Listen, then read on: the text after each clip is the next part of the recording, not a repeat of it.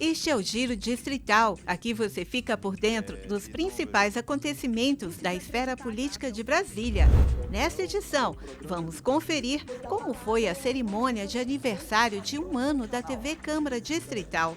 A data foi celebrada no dia 25 de outubro, no mezanino da Torre de TV.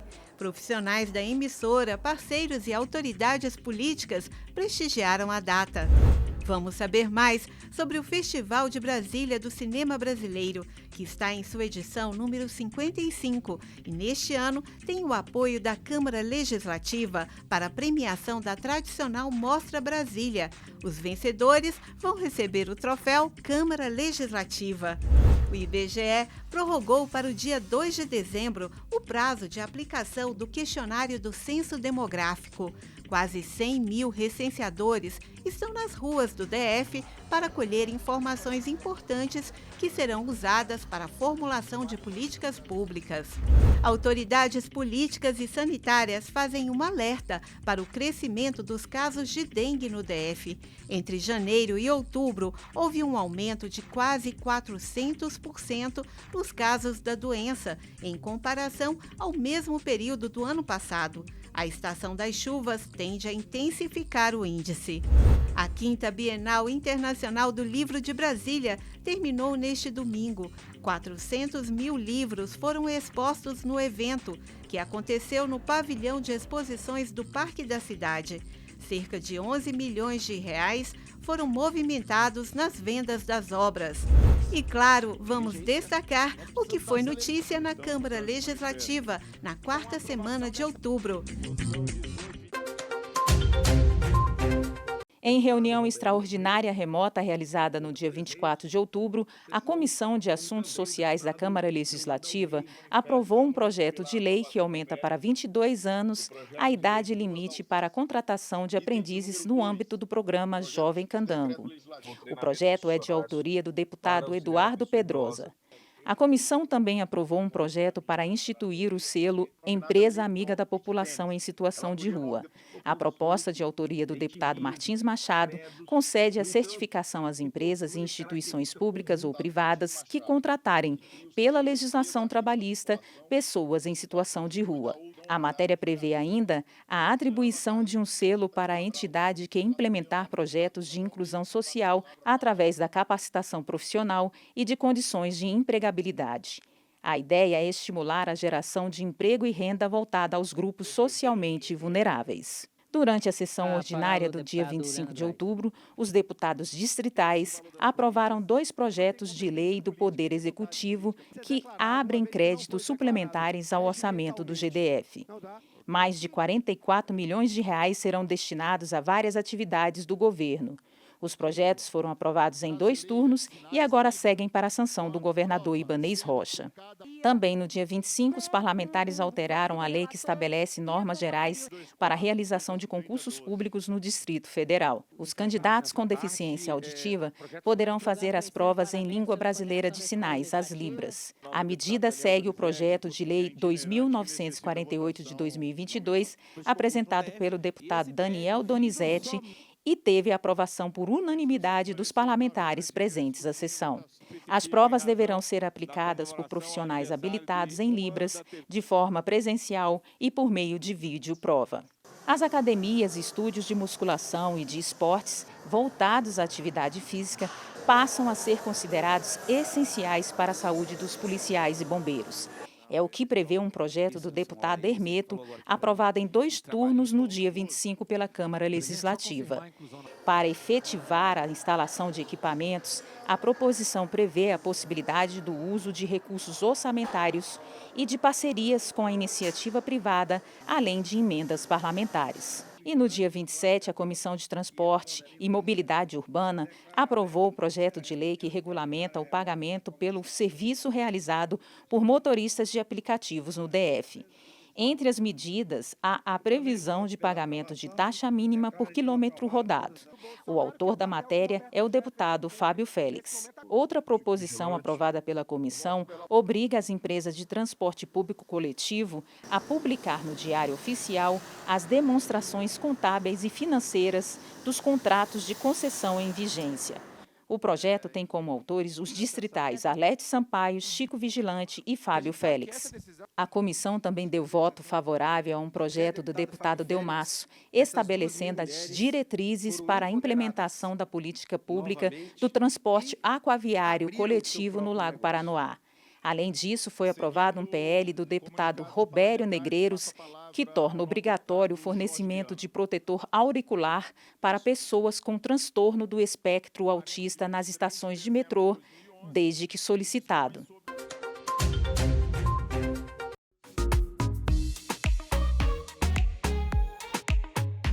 Celebrar é sempre bom, mas celebrar um trabalho de qualidade, fruto de muito planejamento, esforço, dedicação e união da equipe, tem um sabor especial. Melhor ainda, se o resultado tiver um impacto social e na qualidade da informação pública.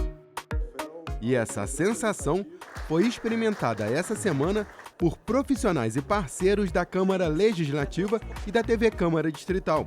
A emissora completou no último dia 25 de outubro um ano no ar.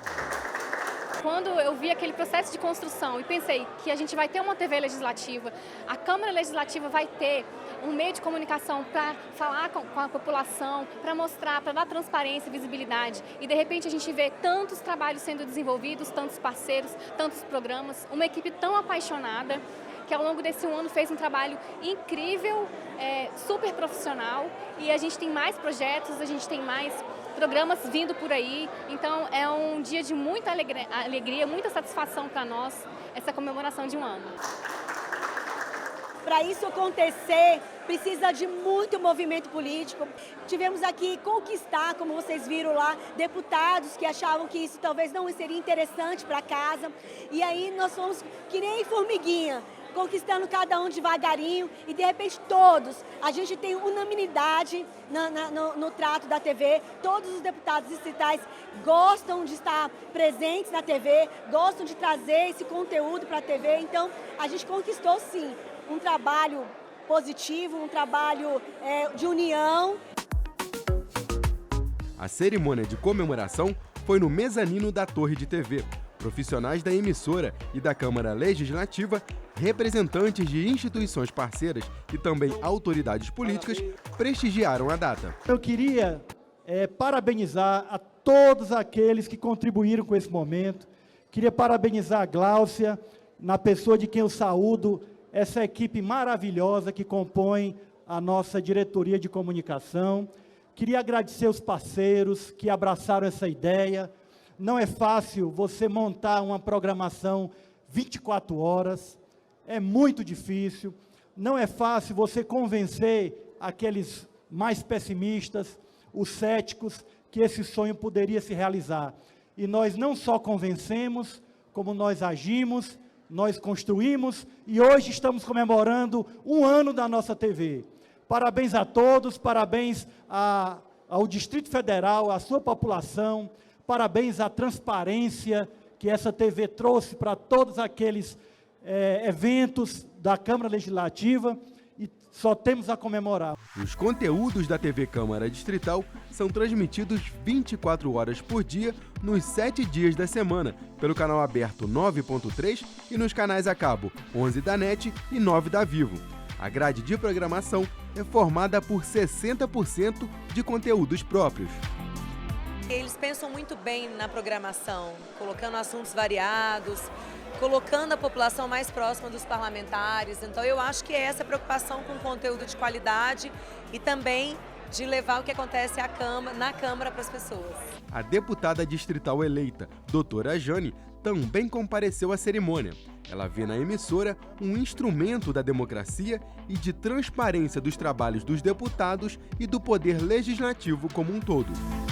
O trabalho da TV Câmara é esse, de comunicar, de mostrar as boas iniciativas, os bons projetos, o que é feito, para apaixonar as pessoas, resgatar esse lado romântico das pessoas em relação ao parlamento. Ele é muito importante, ele é fundamental para Brasília, mas as pessoas precisam entender isso e a comunicação tem esse papel fundamental de mostrar a importância do trabalho que é feito ali. Pesquisa recente encomendada pela emissora, feita com 2.200 pessoas, apontou que 81,7% aprovam a implantação do canal. 60,1% dos respondentes consideram o desempenho do veículo como bom ou ótimo.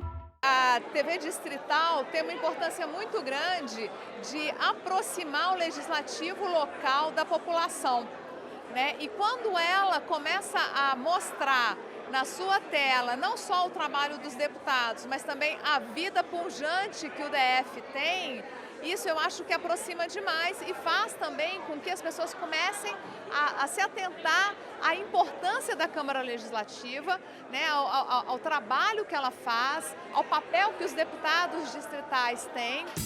Esse primeiro ano de trabalho foi só o início. A equipe já está mobilizada para aumentar a produção, divulgação e os serviços prestados à população do DF. Pensando no futuro, é possível dizer o que vem de novidade aí de programa, cobertura?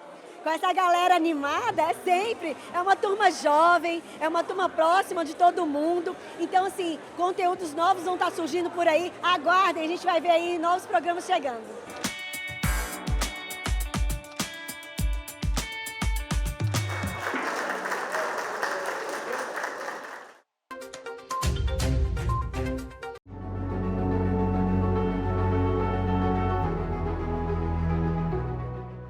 O mais antigo festival de cinema do Brasil apresenta neste ano um espaço de destaque para a produção cinematográfica do DF. Com prêmios de R$ 240 mil concedidos pela Câmara Legislativa, incluindo R$ 100 mil para o melhor longa e R$ 30 mil para o melhor curta pelo júri oficial. A edição número 55 do Festival de Brasília do Cinema Brasileiro traz na Mostra Brasília 4 longas e 8 curtas-metragens para disputar os troféus.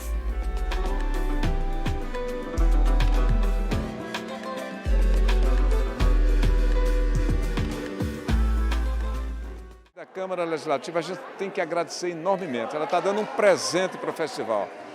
Esteve aí fora, é claro, por questões, circunstâncias, que era um festival diferenciado, mas nós realizamos o festival. Mas agora esse retorno com a Mostra Brasília vai dar um brilho especial, sabe? Um brilho especial como antes acontecia. Então, tudo está voltando ao seu natural, isso é muito bom, nos dá muita alegria. A gente tem que agradecer bastante essa participação da Câmara nessa edição, a 55ª edição do Festival de Cinema.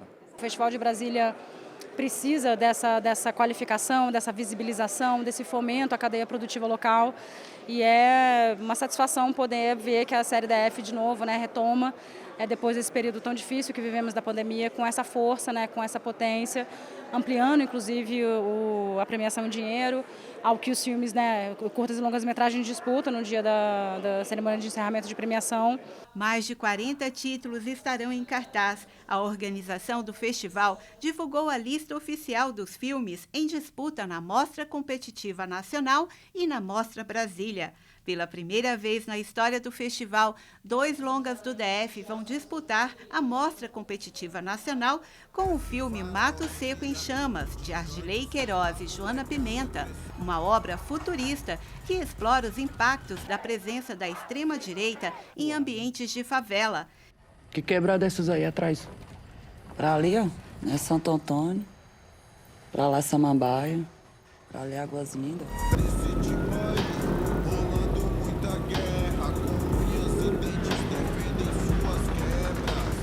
E o filme Rumo, de Bruno Victor e Marcos Azevedo, sobre a implementação das cotas raciais em universidades brasileiras.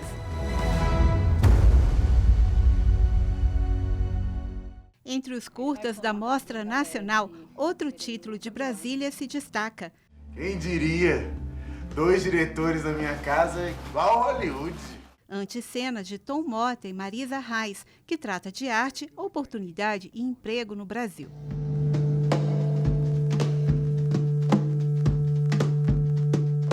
A gente ficou muito feliz em constatar a quantidade numerosa, né, expressiva, qualificada de obras que foram submetidas para a seleção do festival esse ano. Então a gente teve 39 longas-metragens habilitados, né, que é realmente um número muito superior a outras edições do festival. e que pela força do cinema de Brasília, né, pelo aquecimento do setor, além do retorno, né, precioso e fabuloso, né, da Mostra Brasília, com a premiação em dinheiro e com essa dinâmica de seleção e composição de júri mais autônoma, a gente também tem uma presença muito substantiva de filmes de Brasília na competição nacional. Acho que talvez até de uma forma inédita, né, pensando que a gente está com 2 longas de Brasília compondo a competição nacional em 6 vagas. Então acho que isso também sinaliza, né, a potência do cinema de Brasília e a força com que ele se apresenta hoje no cenário nacional. Depois de 2 anos sendo realizado em formato virtual, o festival retoma as atividades presenciais aqui no Cine Brasília. Na programação, seminários, debates, oficinas e mostras paralelas. Tudo gratuito. A gente está, na verdade, vivendo um momento muito especial, histórico. 2 anos com o festival no formato virtual é uma frustração muito grande. A gente trazer de volta o Festival de Cinema de Brasília aqui para o Cine Brasília, sabe, com o calor do público, com tudo que isso representa, realmente é uma alegria imensa. E a gente espera que esse cinema aqui esteja lotado, sabe, de pessoas prontas para assistir, para discutir, para participar, porque é um festival muito especial. A lista completa dos filmes e a programação do festival, que ocorre de 14 a 20 de novembro, podem ser encontrados no site festcinebrasilia.com.br.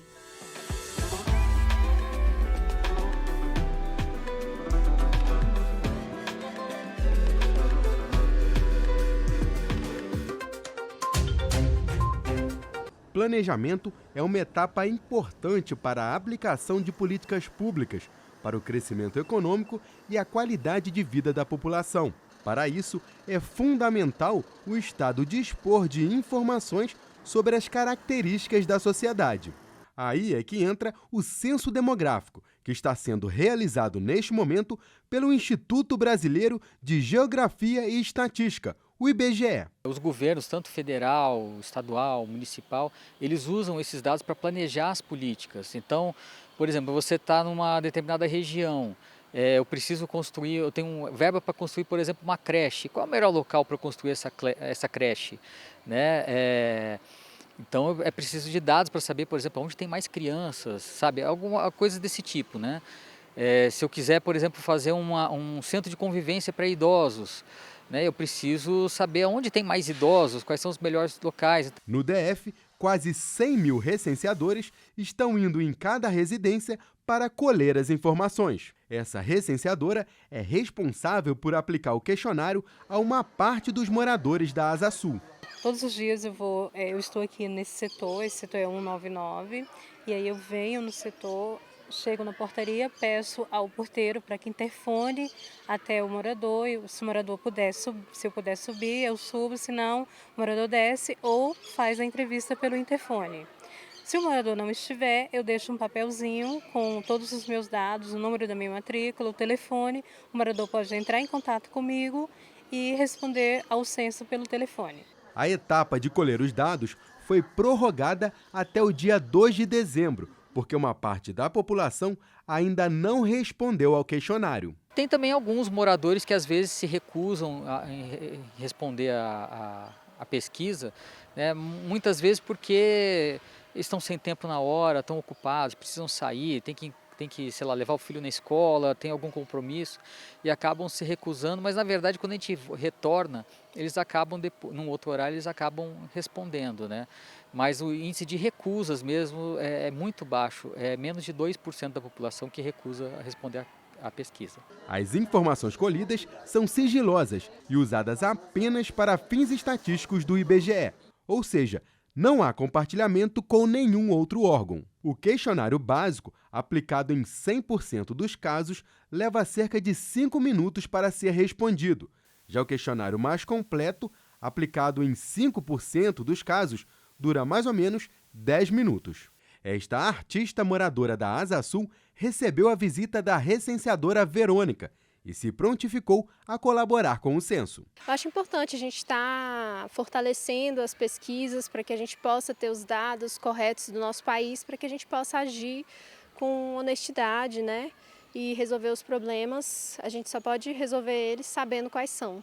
Muita gente tem receio de receber os profissionais por conta de algum golpe, mas o IBGE tem todo um protocolo para garantir a segurança dos moradores. Todos os recenseadores são identificados, então eles ficam com um colete igual esse que eu estou usando, com um crachá de identificação que tem um QR Code, que se você escanear esse QR Code com o celular, ele vai para a página do IBGE e você digita o número de matrícula que está no crachá do recenseador, e aí você vai poder verificar se aquele recenseador é mesmo uma pessoa treinada e contratada pelo IBGE. Também tem um 0800 do IBGE que fica estampado aqui no colete. Então, tem várias formas da pessoa verificar que o recenseador é uma pessoa treinada. O síndico de onde mora essa senhora até ajudou na logística do IBGE. Nosso síndico fez o contato primeiro com o entrevistador e ele interfonava, a gente descia embaixo do bloco, conversava com ele, falou o nome dele, explicou tudo, então todo mundo ficou seguro de descer e responder. Pequenino em tamanho, mas enorme na capacidade de causar problemas. Este é o Aedes aegypti, o famoso mosquito da dengue. O início do período de chuvas marca a alta temporada desse indesejado inseto no Distrito Federal. O motivo é simples. Para se reproduzir e se proliferar pela cidade, o mosquito depende de depósitos de água parada que, infelizmente, costumam ser abundantes nesta época do ano. Entre o início de janeiro e começo de outubro, o Distrito Federal registrou 66.834 prováveis casos de dengue. O número é 398% maior do que o registrado no mesmo período do ano passado. Esse aumento vertiginoso preocupa as autoridades de saúde locais, que têm intensificado as ações de combate ao mosquito. A gente está ampliando a nossa cobertura na vistoria dos imóveis, fizemos contratação de mais agentes de saúde, intensificamos a atividade antivetorial, adquirimos máquina, fumacê, inseticida. Agora, tudo isso faz parte de um programa para que a gente diminua a densidade populacional de mosquito e, com isso, diminua os casos de dengue. As colegas de trabalho Leila e Yara engrossam essa estatística. As duas tiveram a doença no primeiro semestre e ficaram com péssimas recordações do período. Comecei a sentir um pouco de náuseas, muita dor de cabeça, moleza no corpo, assim, aquela sensação da gente estar assim, bem fraco mesmo, assim, querendo só descansar. E na terceira noite eu senti febre. E aí eu fui fazer o exame, acusou, né, que era dengue. E depois eu fiquei bastante mal, assim, eu me senti muito mal mesmo, assim, de mal-estar no corpo, aquela moleza mesmo, sensação só para ficar quieta, muita dor no corpo, doía todas as juntas, doía muito, assim, meu corpo todo. E eu fiquei muito mal mesmo, eu fiquei uma semana internada. Não se assuste, a sua TV não está com problemas. Eu estou aparecendo de cabeça para baixo apenas para lembrar que um pequeno gesto pode fazer toda a diferença. Virar um recipiente de cabeça para baixo ajuda bastante no combate ao mosquito. Isso porque o armazenamento incorreto de garrafas, baldes e outros objetos potencializam o surgimento de criadouros de larvas. Por isso, é fundamental que todos façam sua parte, zelando para evitar o acúmulo de água parada dentro de casa. A participação da população é fundamental. É importante que nós tenhamos a consciência de que cada indivíduo deverá ser o agente de saúde da sua própria casa. A Eliane segue essa dica à risca. E não só em casa. Após sofrer com a dengue no ano passado, ela decidiu combater todo e qualquer possível foco da doença no dia a dia. Dengue é uma doença que ela machuca bastante o corpo, né? A gente fica com dor no corpo, dor de cabeça. E a minha experiência foi de uma semana, assim, bem machucada com ela. Eu passei a ter um cuidado comigo e com os outros também. Sempre que eu passo, até aqui, eu moro aqui na Asa Norte, mas sempre que eu passo, que eu vejo um copo com água. Esse período dessas chuvinhas mesmo, né, é muito comum a gente encontrar copo descartável, pratinho que as pessoas se alimentam e deixam ele para cima, né, e aí fica com água dentro. Eu tenho cuidado de virar ou mesmo pegar e jogar no lixo, né, porque eu fiquei com muito medo. Certa de estar fazendo a parte dela, a Eliane agora cobra que o poder público faça a dele. Eu acho que deveria ter mais campanhas nessa época. Informação a gente tem, mas não tem uma fiscalização e não tem uma campanha mais incisiva em cima da doença dengue, entendeu? Se fala da dengue, mas não tem esse cuidado de vir verificar. Olha, eu moro aqui, vai fazer 1 ano. Eu nunca recebi a visita de ninguém de uma campanha da dengue. E fique alerta! Em caso de sintomas de dengue, como dor de cabeça, febre alta, dores musculares, dor ao movimentar os olhos e manchas vermelhas no corpo, procure atendimento médico. A automedicação é um risco em casos de dengue e pode agravar o quadro da doença. É contraindicado usar o ácido acetilsalicílico, porque o ácido acetilsalicílico, ele provoca, se ele tomar em dose um pouco fora do comum, ou se a pessoa for suscetível, pode causar hemorragia, né? E nós temos o caso da dengue hemorrágica, então vai complicar tudo. Então, um analgésico e um antitérmico, ele pode tomar.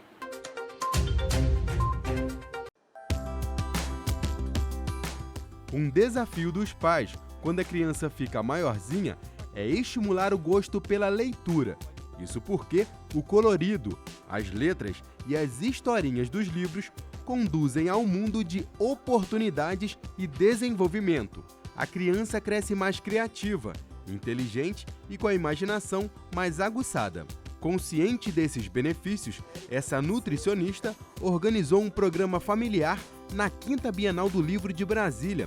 O evento aconteceu entre os dias 21 e 30 de outubro no pavilhão de exposições do Parque da Cidade.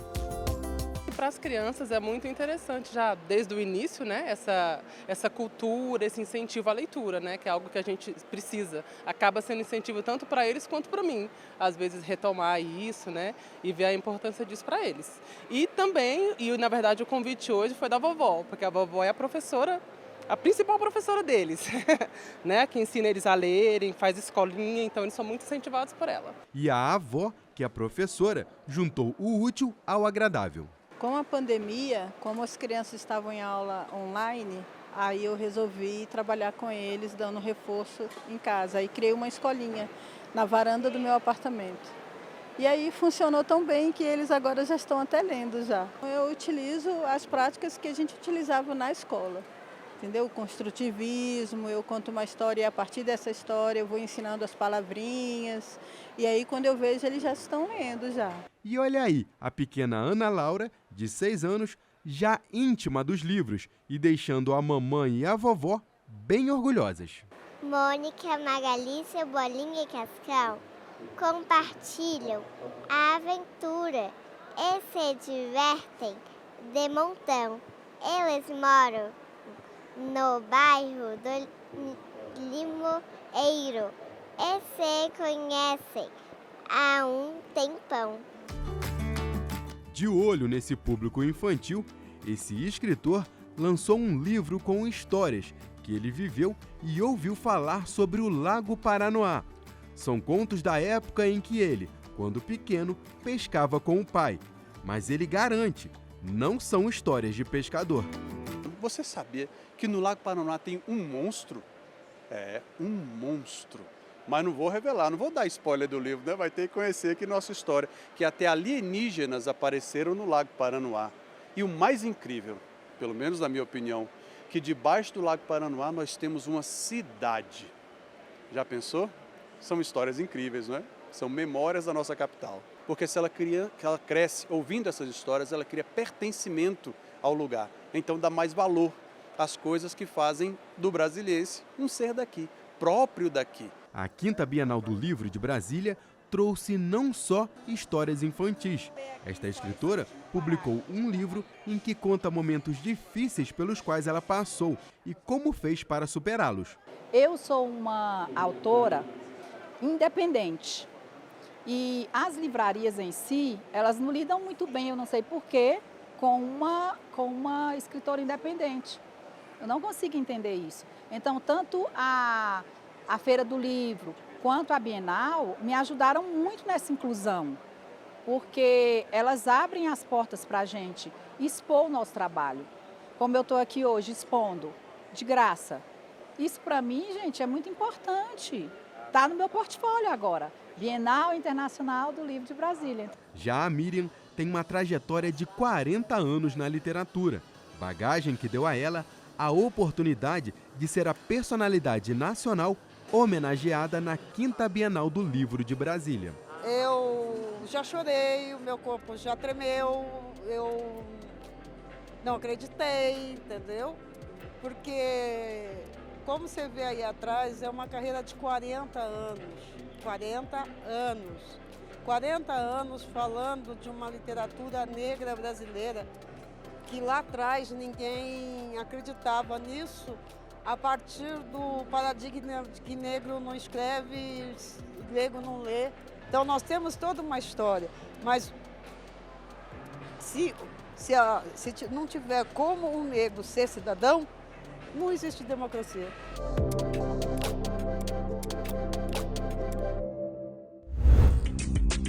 E não se esqueça, para outras informações sobre os trabalhos da Câmara Legislativa, acesse o portal de notícias da Casa.